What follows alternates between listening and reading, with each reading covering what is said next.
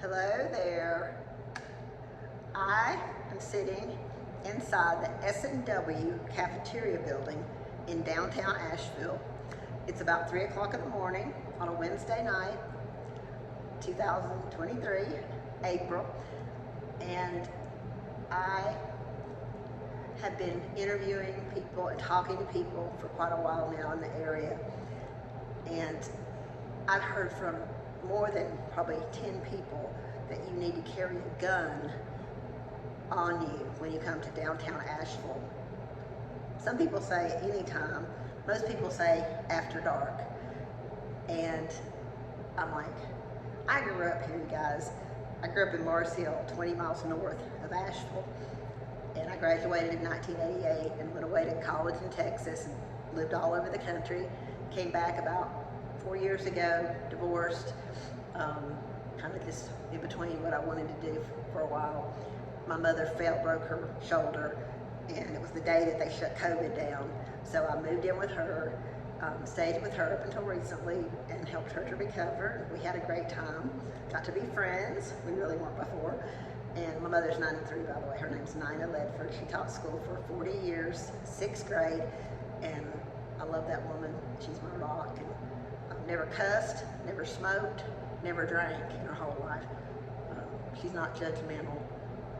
Her daughter can't say the same as far as the other stuff. But anyway, she did say rat's ass after living with me for a year, so it was probably a bad influence. But anyway, let me get back to the subject. S&W cafeteria building. They remodeled it. They've got all these eating places. I love this building from the outside. It's just fantastic. They've done a great job. I rented an Airbnb upstairs, very, very swanky. I'm doing this, and I rented that because I'm doing an article and a magazine piece about Asheville and the surrounding area, how it's changing. It is the 5th area in the country for rent being high. That's what I read in a newspaper, so I believe that's probably true. And that's a long story. But what I'm concentrating on are the number of Airbnbs.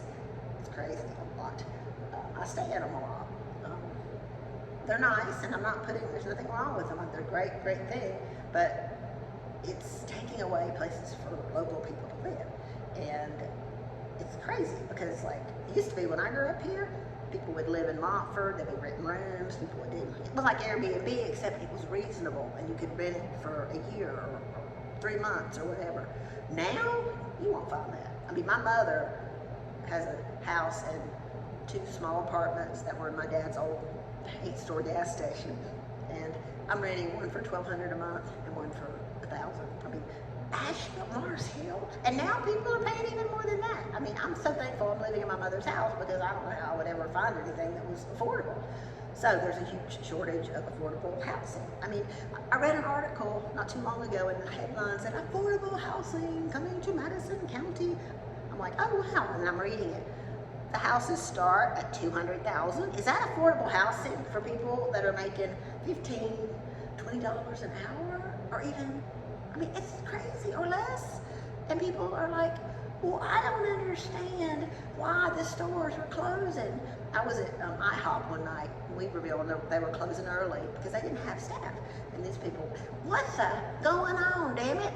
People aren't working around here, a bunch of lazy rednecks on welfare. I don't think they said redneck, but anyway, they did say lazy, bunch of white trash trailer people. Then I looked up, I was like, I didn't say anything, but I'm thinking, wait, how much do people make? How much do they get? Why aren't they working? Well, it has nothing to do with being lazy, trashy, what else? Unmotivated, whatever. There's a long story here, okay? And it all goes back to the mighty dollar. So, I am excited to be doing this. I'm finally going for it because I want to expose things that are going on that aren't right. I want to bring out all the good stuff and recognize people that are doing wonderful things for each other. I love this area. Asheville, it's weird, and I like it. You know, I do. It's different. You know, it's a little queer. Okay, queer, you know, that's another story. But yes, it's different. We're eclectic.